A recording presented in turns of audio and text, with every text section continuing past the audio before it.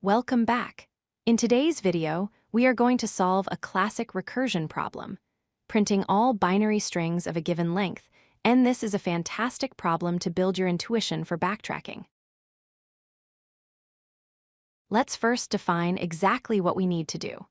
We are given an integer input, and our task is to generate and print every possible string consisting of only zeros and ones that has a length of n ideally. We want to print these in lexicographical or dictionary order. Let's look at some examples to spot the pattern. If n is 1, we just have 0 and 1. That is 2 strings.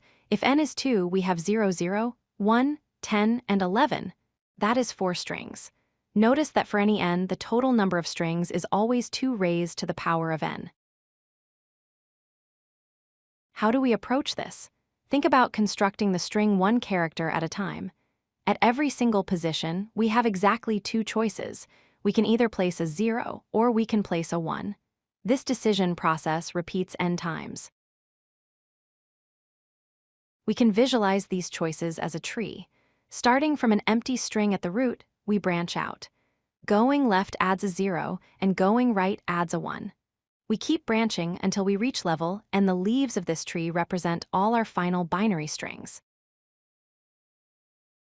So our algorithm has 2 main parts. First, the base case. If our current string's length equals n, we print it and return.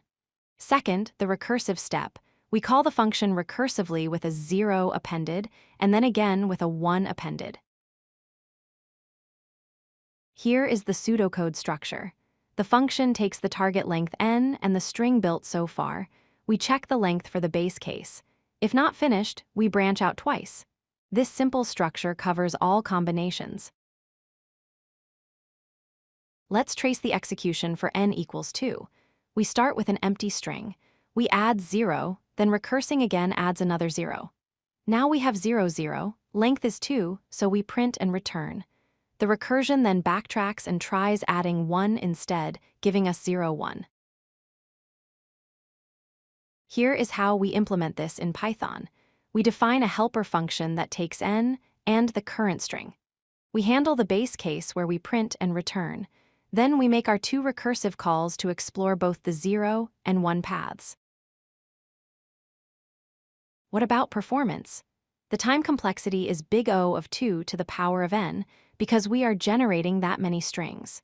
The space complexity is big O of n, which represents the maximum depth of our recursion stack. Remember these key points. This problem demonstrates exponential growth, so it is only feasible for small and, more importantly, it teaches you the fundamental pattern of backtracking, making a choice, exploring, and then coming back to make a different choice. That's it for this tutorial. If you found this visualization helpful, please hit the like button and subscribe for more coding interview explanations. Happy coding! If you like this video, hit that like button and don't forget to subscribe. Visit codelucky.com for more such useful content.